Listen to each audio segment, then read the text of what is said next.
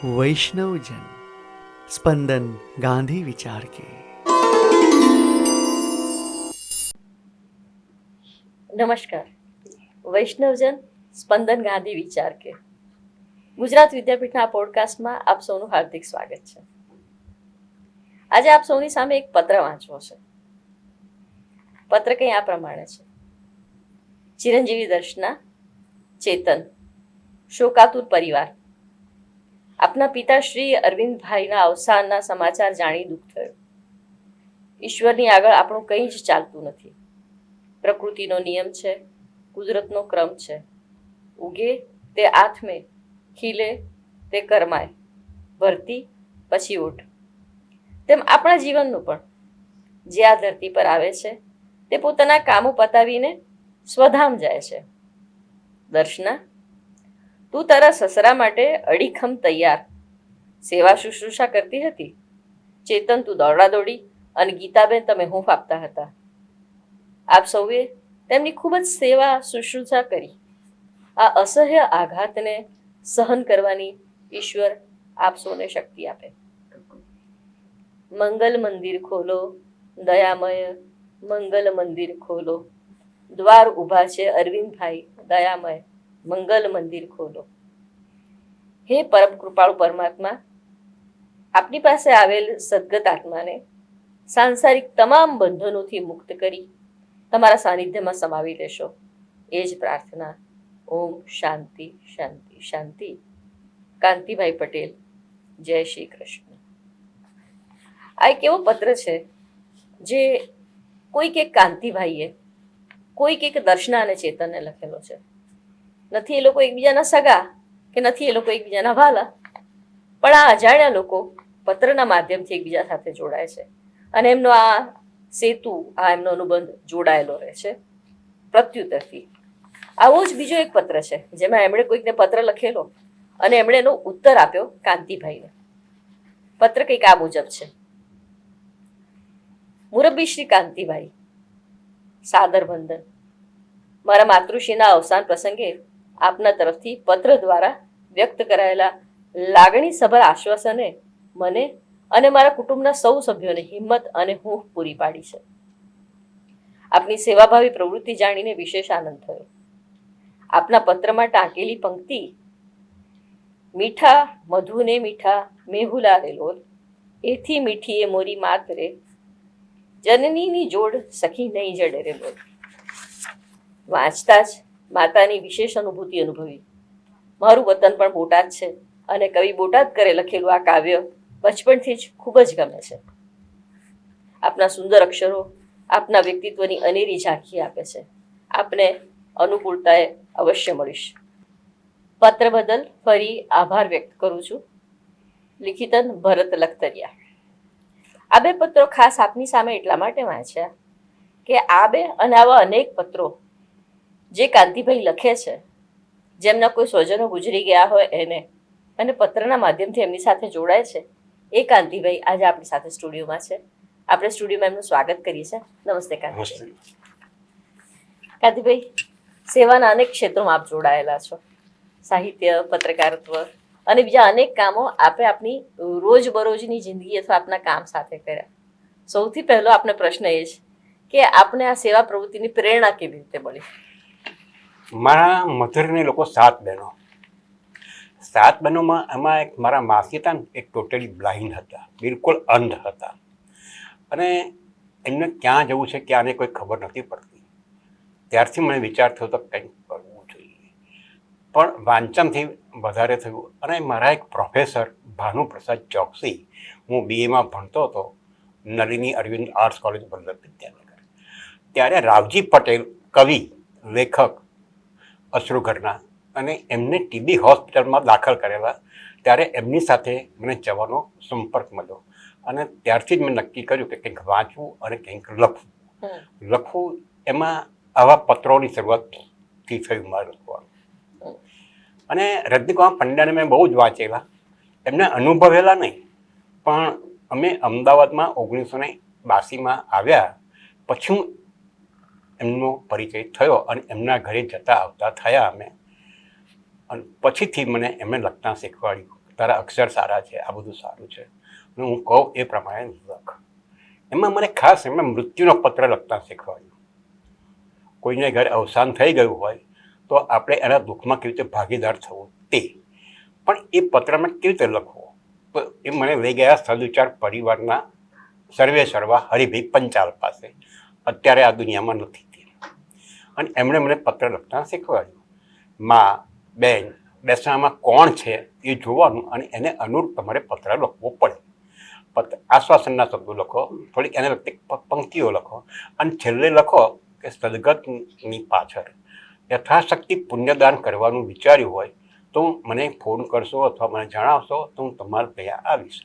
તમને શામાં રસ છે એ પ્રમાણે હું તમને સંસ્થાઓ બતાવીશ, કાર્યક્ષેત્ર બતાવીશ, અને તમારા ઘરેથી લઈ જઈશ, અને તમારે ત્યાં એની રસીદ પણ હું પહોંચતી કરી શકીશ.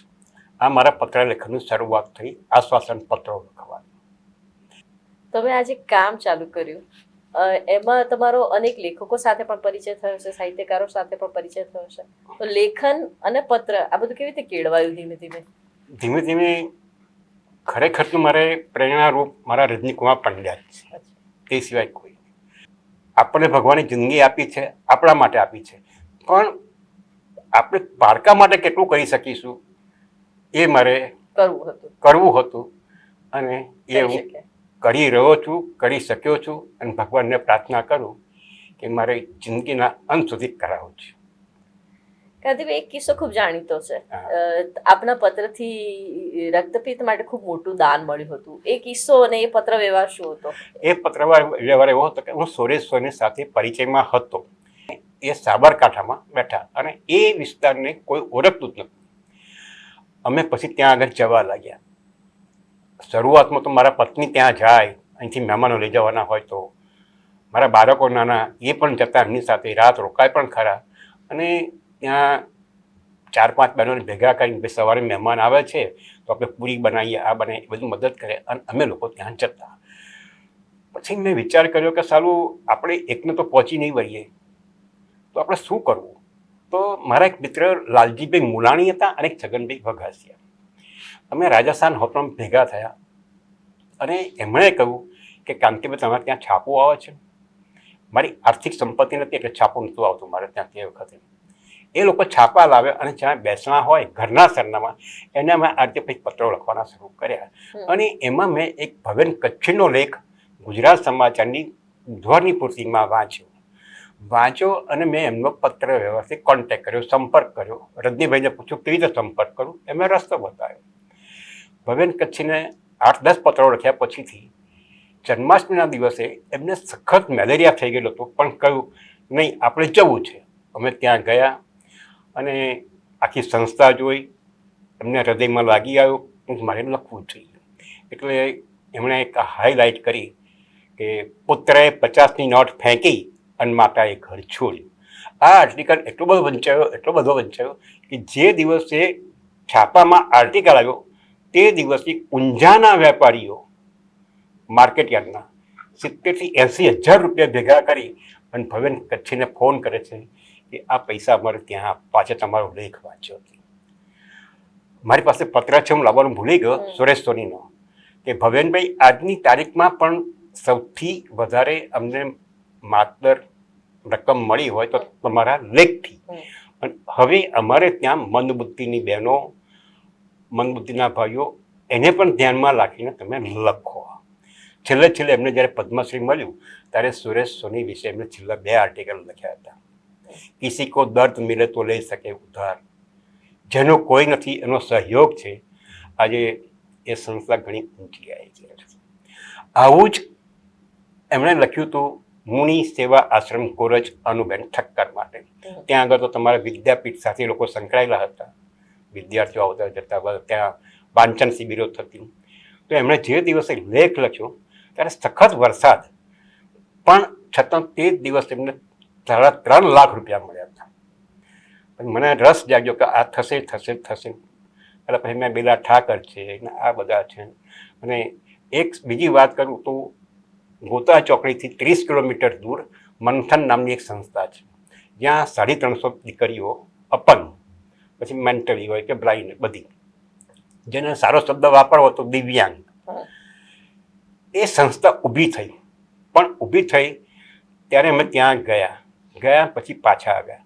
પછી મારા પત્ની મારી સાથે આવેલા. તો ત્યાં નળિયાવાળું મકાન, એક થાળીમાં જમવાનું આપે, પછી એ ધોઈએ, પછી બીજી થાળી.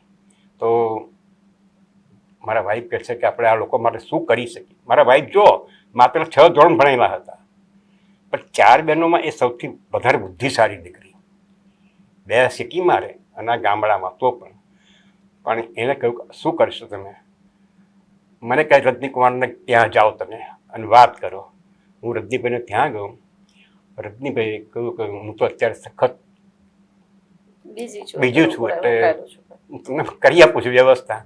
અને શરદ ઠાકરને પછી હું લઈ ગયો અને શરદ ઠાકરે લેખ લખ્યો કે જીવનની સત્ય ઘટના એમ કોઈ સાંભળતું નથી, બધે જઈને કહેવું છે, કહાની લઈને આવ્યો છું.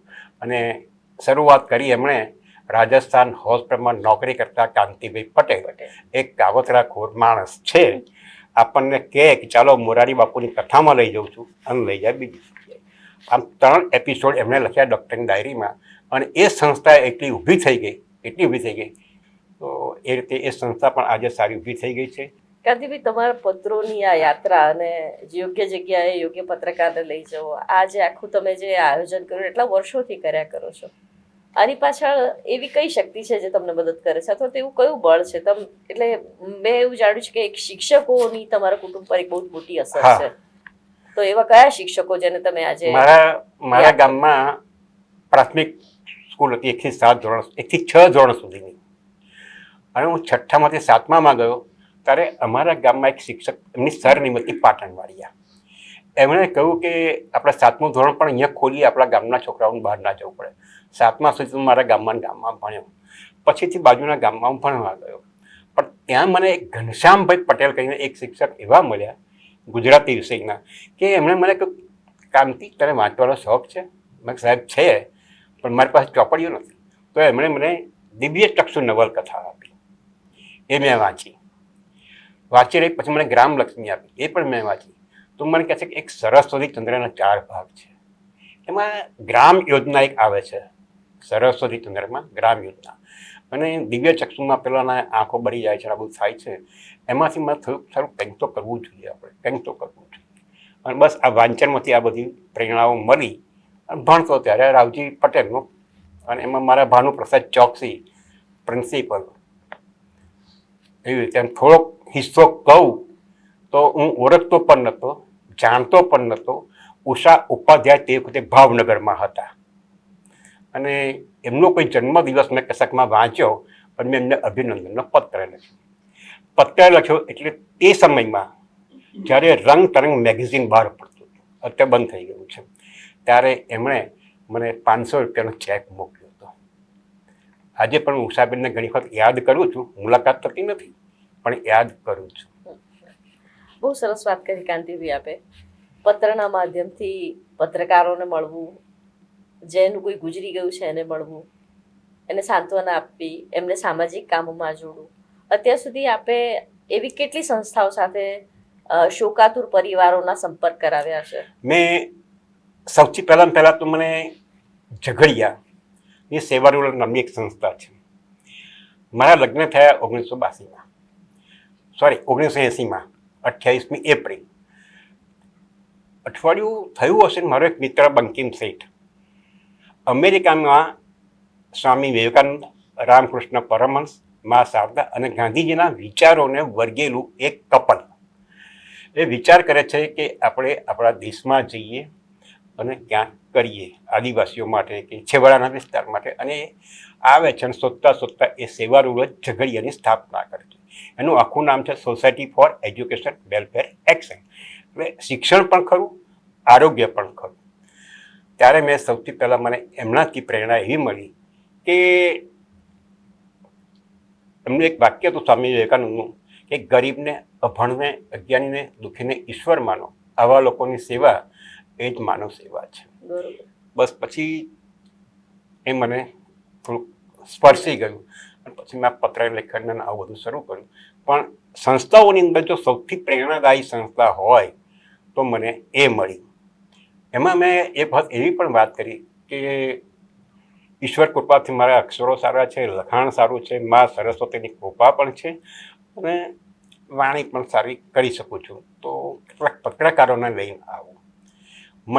મારી પાસે પત્ર છે, મેં સાચવેલો છે, ફક્ત લેમિનેશન નહીં કરાવ્યું, પછી પણ એ સાચવ્યો છે. એમાં એમણે લખ્યું છે, પત્રકારો મીડિયા પછીથી અમારા મન કાંતિભાઈ પહેલા અને વિદ્યાબેન અગત્યના. મારી પત્નીનું પણ નામ લખ્યું છે, વિદ્યાબેન અગત્યના. આપણે આપણું કામ જોઈને કોઈને આપણને મદદ કરવી હોય તો કરે, બાકી આપણે કોઈની પાસે હાથ લંબાવવો નથી. અને એ લોકોનું કામ જોઈને લોકો પૈસા આપતા ગયા, પણ હું મારી રીતે સંસ્થાને ખબર ના પડે એમ પત્રોમાં સેવા રૂલરનો ઉલ્લેખ કરતો હતો. પછી તો સુરેશ સોની થયા, અનુબેન ઠક્કર થયા, મંથન થઈ, પછીથી છેલ્લે તો મારી દીકરીએ એવું કહ્યું કે મારી સિનિયર કહ્યું તે વખત મને પૂરું યાદ નથી, પણ કે મિત્તલ આવું એક કામ કરે છે કે છે. તો મેં મિત્તલબેનને પત્ર લખ્યો, શોધી કાઢ્યા એમને ક્યાં છે ક્યાં નહીં રહે છે. મેં કહ્યું મારા થશે તો હું તમારા માટે કરીશ. અને સૌથી પહેલો એમનો આર્ટિકલ રજનીકુમાર પંડ્યા પાસે લખાવડાવ્યો, બીજો આર્ટિકલ ભદ્રાયુ વછરાજાની પાસે લખાવ્યો, અને પછી મેં પેલા ઠાકર છે ઘણા બધાને પત્રો લખતો રહ્યો કે મિત્તલ આ રીતનું કામ કરે છે, આપણે એને આ રીતે પણ મદદ કરવી જોઈએ. બહુ સરસ કાંતિભાઈ. એટલે આપ પત્રો લખો છો એ જુદા પ્રકારના, આપ પત્રો લખાવો છો એ જુદા પ્રકારના, આપના પત્રોથી લોકોને આર્થિક સહાય મળે છે એ એક જુદું કામ. અને હવે એવા કાંતિભાઈ કે જેમણે એક ચોક્કસ જગ્યાએ આખી જિંદગી નોકરી કરી અને એની સાથે દર્દીઓની સેવા, ટિફિન સેવા, એવા પણ નાના મોટા અનેક કામો કર્યા છે. એ બધા કામને કેવી રીતે આપણે ગોઠવીશું? મારી નોકરી શરૂઆત તો રવિશંકર મહારાજની સંસ્થામાં થઈ. ત્યાં અમે મેડિકલ કેમ્પ કરતા. એટલે ત્યાં આગળ અત્યારની જેટલી આ ટેકનોલોજી છે એવી કોઈ ટેકનોલોજી હતી નહીં. એટલે સ્ટ્રેચર ઊંચકવા પણ પડે. એમના જે આ થૂંક ને ગરફા નીકળતા હોય એના પેલા સ્ફુટમ હોય, પેલા ધાતુના એલ્યુમિનિયમ ડબ્બા આવતા હતા, એ ઊંચકવા પણ પડે.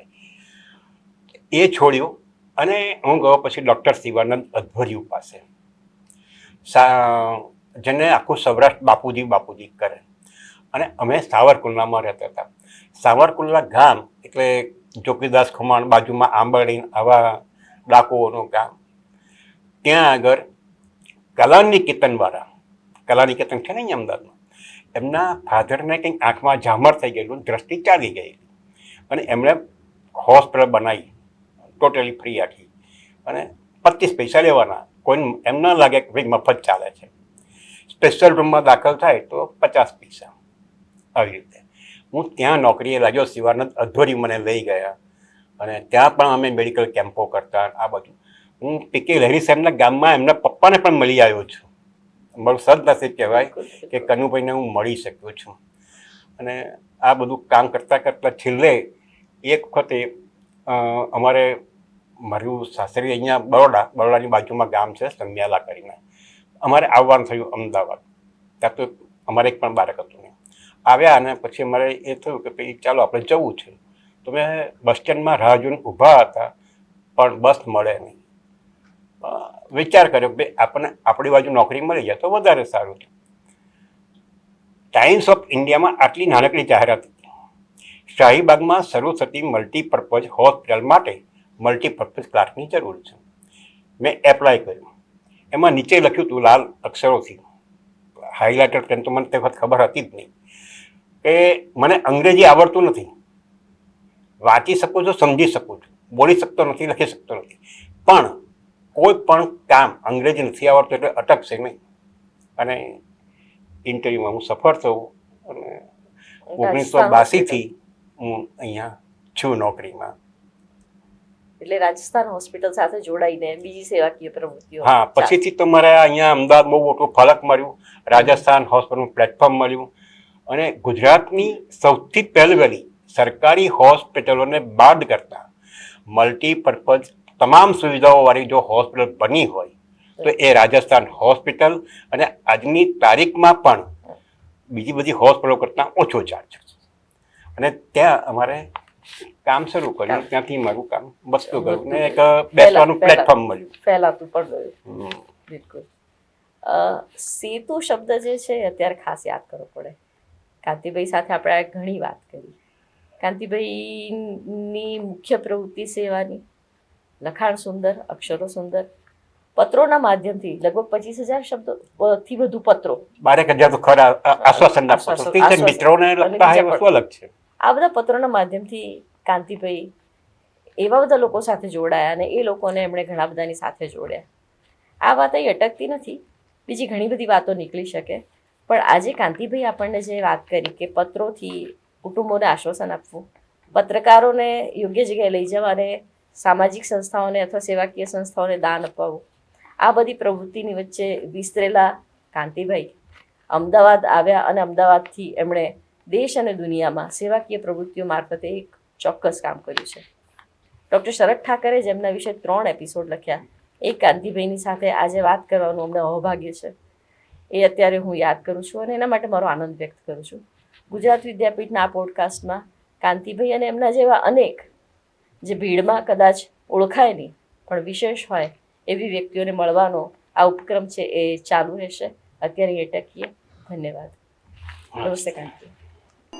वैष्णवजन स्पंदन गांधी विचार के.